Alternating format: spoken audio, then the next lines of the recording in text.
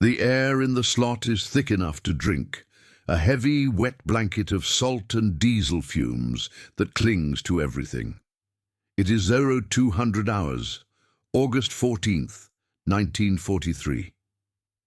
The darkness is absolute, a pressurized void between the towering, jungle-choked islands of the new Georgia Sound.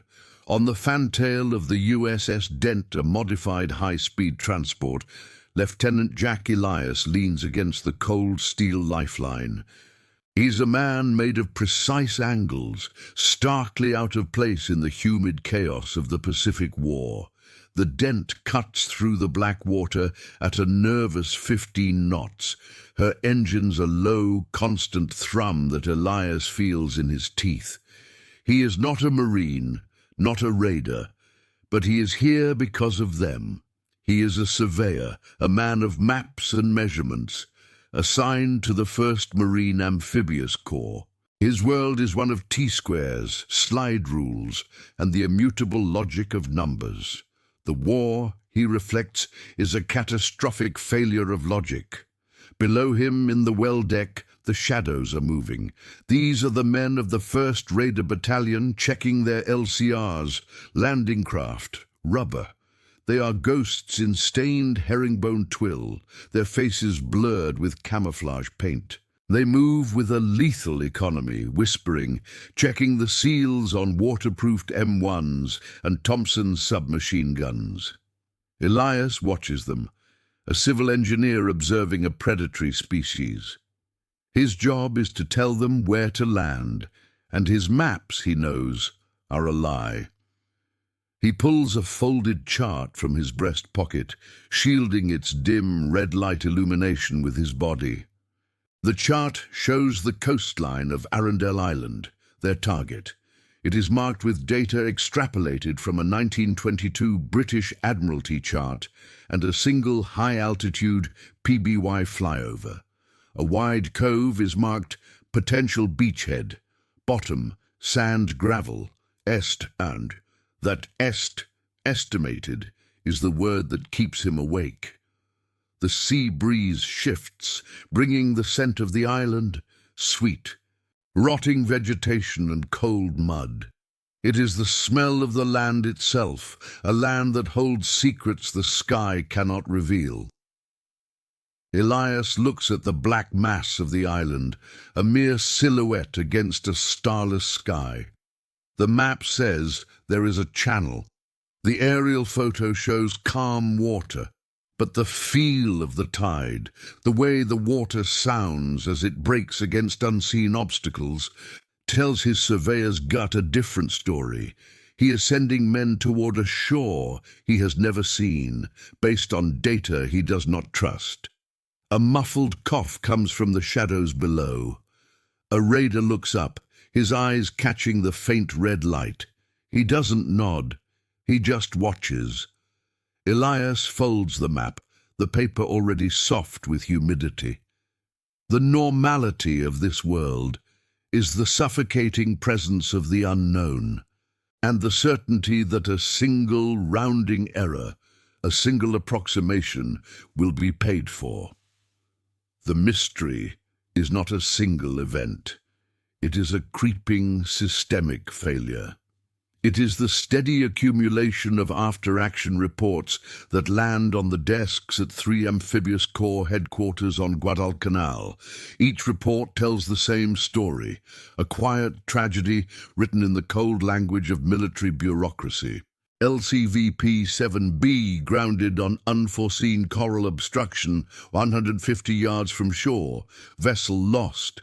Satyrs start. Wave 2 bogged down in alluvial mudflat 70 yards from waterline. Heavy casualties sustained. Satyrs 3, the maps are failing. The problem isn't the Japanese, not entirely. The problem is the ocean itself. It is the reef that doesn't appear on a 1930s chart, the sandbar that shifted last month, the soft, vehicle-swallowing mud that looks just like hard-packed sand from 10,000 feet. The mystery is what lies beneath the surface. Lieutenant Elias lives inside this mystery. He studies the reports, his engineering mind deconstructing the failures. He sees the pattern. The pilots of VMO 251 risk their lives in F4U Corsairs, strafing the beaches to get low-angle oblique photos. They return with films streaked by anti-aircraft fire, showing palm trees, gun emplacements, and the white line of breaking surf. But they cannot show him the gradient of the beach. They cannot tell him if a Sherman tank will sink to its turret 10 feet from the ramp. He interviews the survivors, the boat coxswains, and the exhausted Marines. "It looked fine, sir," one coxswain tells him, his hands still shaking. "The water was blue-green, just like the chart said. Then it was solid. A sound like a church bell, and the engine just died. They were waiting for us." Elias understands. They are trying to map a three-dimensional battle space with two-dimensional tools. The air reconnaissance is vital, but incomplete. The enemy, the ocean, and the land are conspiring against them. He stands over his drafting table in the damp Quonset hut, staring at the growing expanse of the Solomon Islands chain on the wall map. Vela La Vela, Bougainville, Treasury, each one a black, unknown shape surrounded by blue ink. Each one holds hundreds of potential landing sites, and every single one is a gamble. His job is to reduce the gamble, but he has no data. The mystery is total. What he doesn't know, what no one knows, is that his frustration is about to birth an idea, a reckless, archaic, and brilliant idea that will change how America goes to war. The strategic problem facing the U.S. Navy and Marine Corps in mid-1943 is one of terrifying scale. The island hopping campaign, formalized by CINSPAC, is a logistical and engineering nightmare. It is not a war of grand European land battles. It is a war of 1,000 amphibious bites. The entire offensive doctrine rests on the ability to land men, machines, and supplies on hostile beaches. But which beaches? A bad choice could stall an invasion for days, costing thousands of lives. The Japanese, consummate masters of defense, know this. They do not need to defend every inch of coastline. They only need to defend the usable inches, and they know exactly which ones are usable because they have been there for years. The U.S. military is operating blind.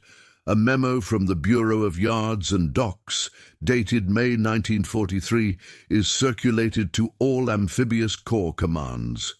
It reads, in part, "Hydrographic intelligence for sectors in the Central and Southwest Pacific theaters is assessed as critically deficient. Existing charts, primarily of British, German, and Japanese origin, pre-1920, are intended for deep draft navigation, not amphibious assault. Shoreline details are often artistic approximations." The memo estimates that of the 200 islands identified as potential targets, reliable hydrographic data exists for fewer than 10%. The solution at the time is a desperate brute force combination of high-altitude photo recon and risky, low-level passes by marine observation squadrons. These efforts are heroic, but they yield only surface data. This technical void is filled with assumptions. Planners in rear area Quonset huts, thousands of miles from the target, make educated guesses. They look at the color of the water in a photograph. Light blue must be shallow sand, dark blue must be deep water. They analyze wave patterns, trying to deduce the slope of the beach.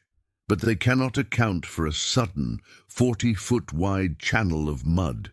They cannot see the razor-sharp coral heads lurking 3 feet below the tide. They cannot differentiate between a beach that will support a 30-ton tank and one that will swallow a jeep. The archive reports are clinical. Operation Toenails, New Georgia landings, was predicated on charts showing a 150 beach gradient. The actual gradient was 1-200, exposing assault waves to 400 additional yards of enfilade fire. The problem is factual, mathematical, and absolute. Knowing the data is cold, but the consequences are deeply human. Site start. Every statistical failure, every unforeseen obstruction translates directly into chaos, fear, and loss. Site 3. The planner's educated guess becomes a 20-year-old Marine's final reality. When a landing craft grounds on an uncharted reef, the assault stops. The ramp drops, and instead of 30 yards of shallow water, the men inside face 200 yards, a chest-deep wade, under withering machine gun fire, carrying 70 pounds of gear. Or worse, the water is over their heads. Sight start. They are weighed down, pulled under. A silent, desperate struggle, lost in the noise of battle. Sight 4. The human cost is measured in the salt water that fills a man's lungs, in the seconds of vulnerability that feel like an eternity. This is the price of the impossibility. The doctrine states that you cannot physically survey a beach until you have taken the beach. Reconnaissance is done by air, because the sea approaches are covered by coastal artillery and machine gun nests. To send a survey boat, a slow-moving, obvious target, would be an act of suicide. It would be like asking an engineer to walk into a minefield with a yardstick and take notes. The tactical problem is circular. To land safely, they need the data. To get the data, they need to land. This paradox is brutal and, to the men in high command, unbreakable. They accept the cost. The landings will be bloody. They will compensate for bad maps with overwhelming firepower and sheer courage. But for Lieutenant Elias, this acceptance is unbearable. He sees the faces of the boat crews, the young Marines, and he sees a failure of imagination. Sight start. The exhaustion, the soaked uniforms, the quiet, shivering groups of men who survive the landing and huddle behind a coconut log. This is the result of his faulty maps. Sight 14. Morale is eroded not just by the enemy, but by the elemental fear that the plan is based on a lie, that the beach they are rushing toward may not even be a beach at all. Experts at the Naval War College write papers on the acceptable losses in amphibious warfare. But Elias, staring at his useless charts, cannot accept it. The experts agree it can't be done. The price must be paid. The cost of this impossibility was paid in lives. Understanding how they solved it is more than history. It's a lesson in lateral thinking. Jack Elias is not a warrior. He is 29 years old, a reservist from Portland, Oregon. Before the war, he was a man who found beauty in the concrete spans of a new bridge, a man who spent his days calculating load-bearing capacities for the Bureau of Public Roads. He is quiet, meticulous, and constitutionally incapable of winging it. He joined the Navy's Civil Engineer Corps, the Seabees, in 1942, believing he would be building airstrips or harbors after they were captured. But his rare, specialized skill set in hydrography and coastal surveying got him poached by the Amphibious Corps planning staff. He is, in effect, a 20th century cartographer dropped into a 16th century war of exploration. Only the new worlds are shooting back. His personality is a stark contrast to the men he serves alongside. The Marine raiders are aggressive, instinctive, and comfortable with chaos. Elias is contemplative, analytical, and needs a pencil. He carries a small, leather-bound K&E field notebook and two sharpened pencils in his breast pocket at all times. While the raiders clean their knives, he sharpens his slide rule. This difference, however, is the key. He is the ultimate outsider, and he sees the problem not as a tactical fight to be won, but as an engineering equation to be solved. The variables are the tide, the soil composition, the beach gradient, and the enemy. The solution is a safe landing. His past shaped him for this moment. Surveying the shifting, muddy banks of the Willamette River taught him that a river's surface tells you nothing about its bottom. He learned to read the land through feel, through sounding lines and core samples. He understands texture. This physical, tactile understanding of the Earth is what the high-altitude photographs lack. He is not impressed by the grand strategy of admirals. He is obsessed with the physical contact between a boat's hull and the shore. This obsession, born of a civilian life spent building things, is about to become the most important and most unlikely new weapon in the Pacific. The idea arrives not in a flash of genius, but in a moment of quiet, desperate observation. Elias is piggybacking on a submarine, the USS Gato, which is tasked with inserting a 6-man raider team for a demolition raid on Bougainville. He is there to use the periscope to get a frog's eye view of a potential landing beach miles away. The mission is tense. The Gato surfaces at 0100, running on silent electric motors, charging its batteries in the humid night air. Elias stands on the submarine's deck, a non-combatant in a den of wolves. He watches the raiders, led by a wiry, intense major, deploy their 2 LCR rubber boats. They slip over the side, paddle in hand, and vanish into the darkness like smoke. They are completely, utterly silent. Elias watches them go, and the thought locks into his mind with the force of a physical blow. The raiders are using 19th century technology, a rubber boat and a paddle, to insert 20th century commandos. They are achieving total surprise. Why, he thinks, can't he do the same? Why can't they use that same silent, invisible platform to insert a 20th century surveyor? He doesn't need to blow up a bridge. He just needs to touch the bottom. He needs to take 1 core sample. He needs 10 minutes. He finds the raider major in the conning tower after the boats are recovered 4 hours later. The mission was a success. Elias, his voice quiet but urgent, makes his pitch. "Major, I need 1 of those boats, and 2 of your men, not for a raid, for reconnaissance, real reconnaissance." The major, wiping grease from his face, just stares at him. A recon mission. "Lieutenant, we are the Recon. We just blew their fuel dump. That's reconnaissance." Elias shakes his head. "No, sir. You knew where the fuel dump was.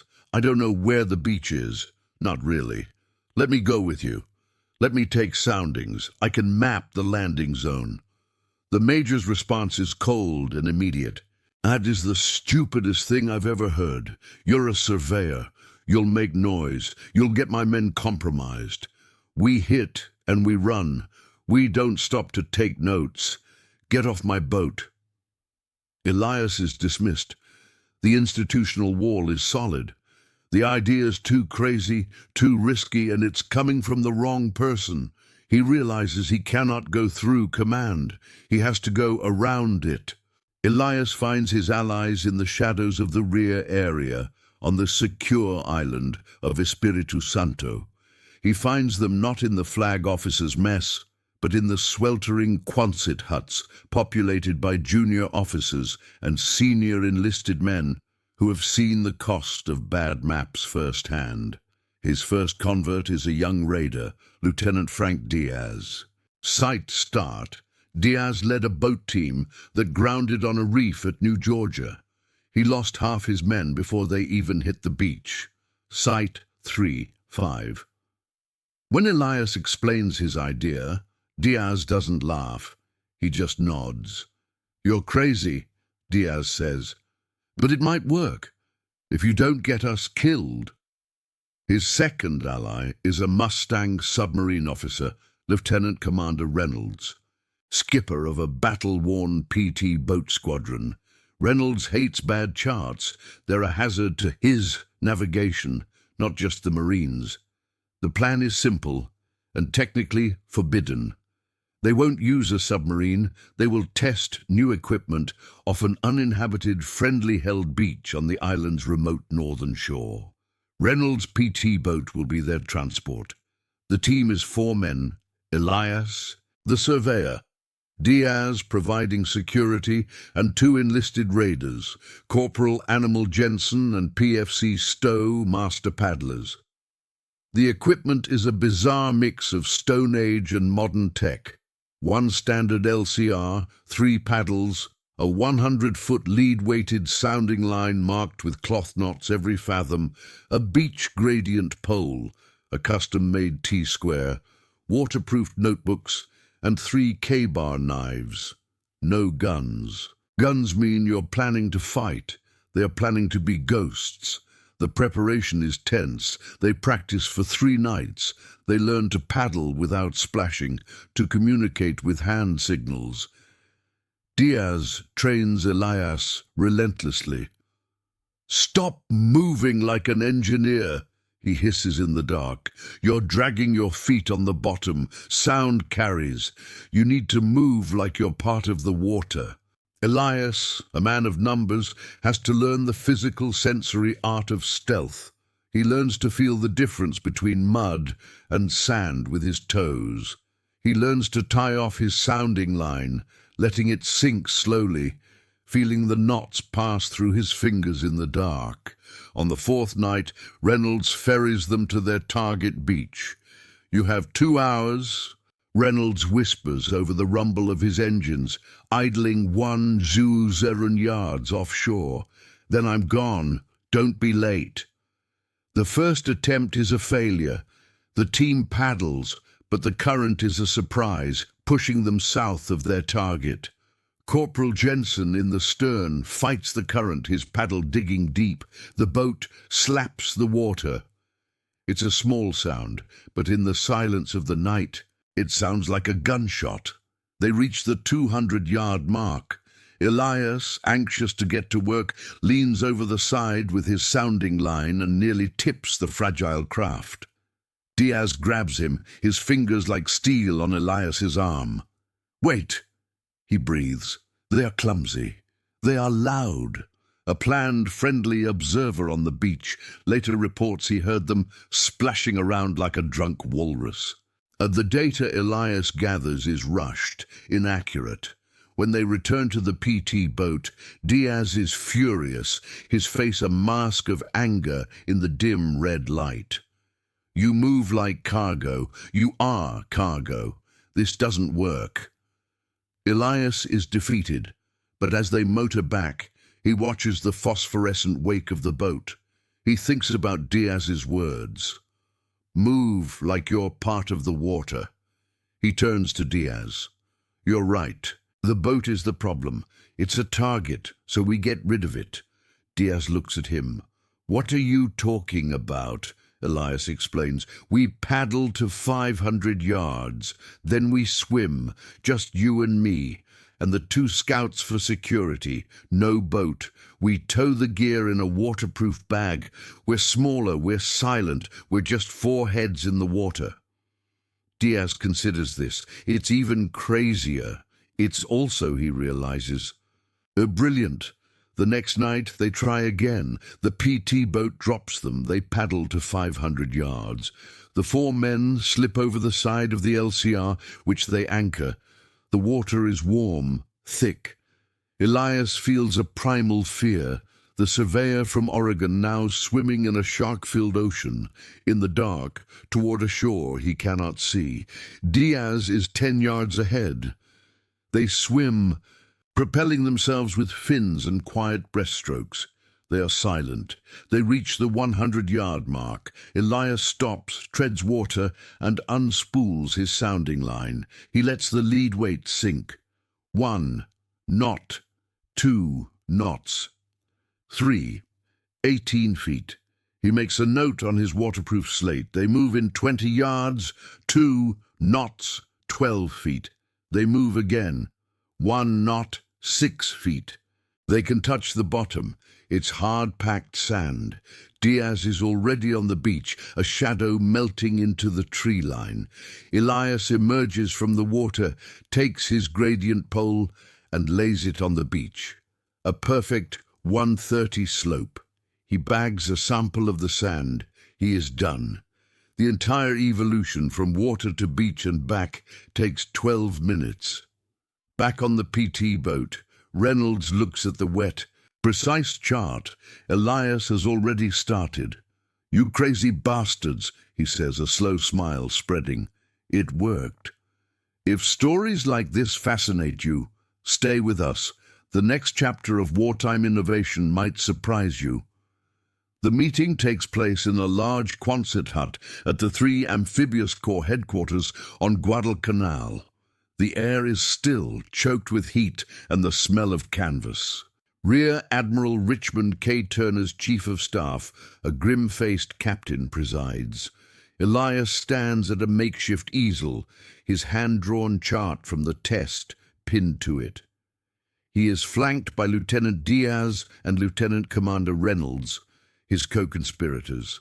The room is filled with staff officers, men from G2, Intelligence, and G3, Operations. They are skeptical, their arms crossed. This is a tribunal on an unsanctioned, insane idea. The captain speaks first.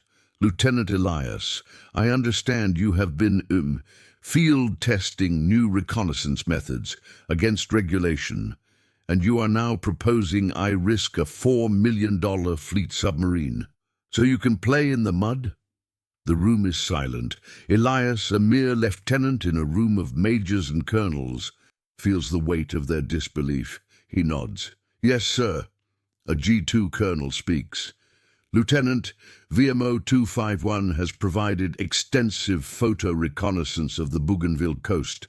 We have the data. We know where the beaches are." Elias steps up to his chart. "With respect, sir, you know where they are. You don't know what they are. Your photos show this." He points to an aerial photo of the test beach. Flat water, a white line. "My chart shows this." He taps his own drawing. At 150 yards, the water is 18 feet deep. At 100 yards, it's 12 feet. At 50 yards, it's 6 feet.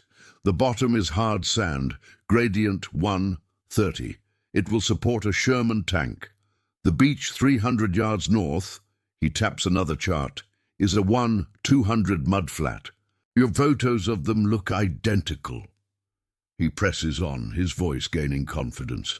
"The difference is a beachhead or a boneyard. This isn't a new weapon. It's new information. It's ground truth. The Japanese can't see us. They're not looking for swimmers. They're looking for planes and boats." Diaz steps forward. "Sir, I've been on a beach we didn't map. I lost 14 men. This works. I can keep him safe." Reynolds adds his part. "And I can get them there. A submarine surfaces to charge batteries anyway. All this costs is 2 hours of their time, 800 yards from shore. It's the cheapest, most valuable intelligence in this war."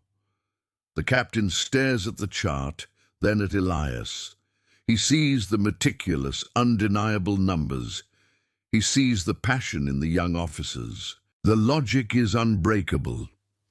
"Your proposal," the captain says, "is to form an amphibious reconnaissance team operating from fleet submarines. It is reckless, it is unorthodox, and it is approved. One mission, Bougainville. Do not fail." The transition is immediate. The tension of the Quonset hut dissolves into the cold, pressurized reality of the USS Tuna, a Gato-class submarine. It is 2 weeks later, 1,000 yards off Cape Torokina, Bougainville. This is the real test. Elias, Diaz, and their now official four-man team are huddled on the wet steel deck. The night is black. The target shore just a deeper shade of darkness. The smell of diesel from the submarine is mixing with the jungle mud of an enemy island. The submarine's commander, a man who despises having tourists on his boat, gives the order. Clear the deck. Good luck, gentlemen. Be back by 0300. They slide their LCR into the oily swell and begin to paddle. This is not a drill. There are Japanese patrols on that beach. The cinematic pace quickens. The sound is muffled. Only the drip of water from their paddles, their own breathing. They anchor the raft at 500 yards and slip into the water. Sight start. The swim is an eternity of silent fear. Sight 4. Elias focuses only on the knots in his sounding line, his fingers working by feel. Diaz is a phantom, 10 yards ahead. As they reach the 50-yard mark, Diaz freezes. He raises a hand. Elias stops, his heart pounding. Diaz points. A small, red-orange spark flashes in the darkness on the beach. A cigarette, a patrol. The team sinks below the surface, breathing through hollow reeds they've carried, a trick Diaz learned from the old breed Marines. They wait. 2 minutes pass. 3. The spark moves away, disappearing behind the tree line. They move. Elias's hands are now shaking, but his training takes over. He touches the bottom. Muddy, soft, deep alluvial mud. He sinks to his knee. This is the primary landing beach. This is a disaster. He makes his note. They move 200 yards left, parallel to the shore. He tests again. The bottom is firm. Sand and gravel. He swims ashore. Diaz is already there, his K-bar in his hand, watching the jungle. Elias uses his gradient pole. It's good. 1:40. He bags the sample. As he turns to go, Diaz spots it, a perfectly concealed Type 92 machine gun nest, its barrel pointing directly at the mudflat they just left. They swim back. The rendezvous with the tuna is perfect. Back in the submarine, submerged and safe, Elias unrolls his wet chart for the G3 officer. It shows a death trap. And 200 yards to the left, a perfect landing zone. The officer just stares. My God, Lieutenant. The landing plan for the 3rd Marine Division is changed that morning. The main assault wave hits the hard sand beach. The machine gun nest, expecting the landing in the mud, is flanked and neutralized in the first 10 minutes. Sight start. The beachhead is secured with minimal casualties. Sight 5. The crazy idea has just saved a battalion. The consequences are immediate and profound. The after-action report from the Bougainville landings causes a shockwave through Sins-Pac. The data from Elias's amphibious reconnaissance team is cited by the 3rd Marine Division's commander as the single most critical piece of intelligence in the entire operation. The impossibility has been broken. The circular logic is defeated. The program is expanded overnight. What started as one man's obsessive idea becomes a formal doctrine. These teams, soon given the official designation UDT, Underwater Demolition Teams, are formed, trained, and deployed. Elias's core concept, a small, stealthy team inserted by submarine to gather physical ground truth, is standardized. They map 500 miles of enemy territory. They map Peleliu. They map Guam. They swim into the lagoon at Tinian. They map the black volcanic sands of Iwo Jima. the mission evolves. Soon they are not just mapping the obstacles, they are removing them.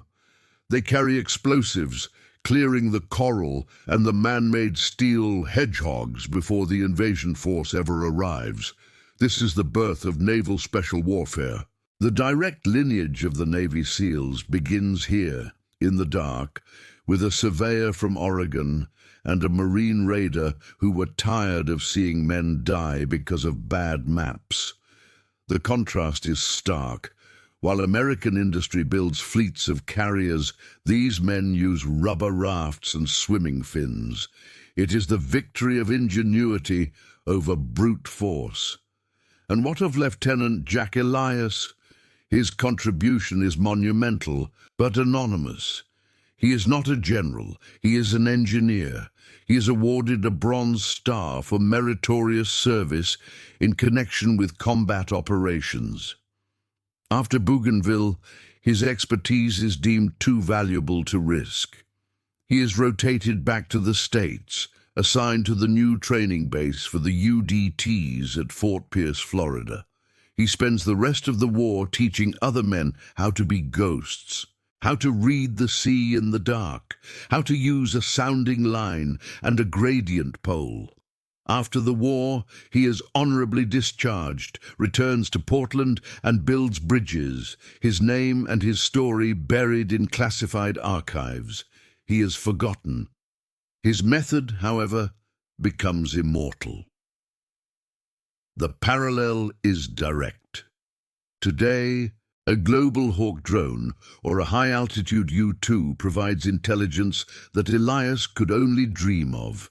Satellites with ground-penetrating radar and LiDAR can map a coastline from space, creating data points in the billions. Yet, the fundamental problem remains. A satellite cannot tell you the texture of the mud.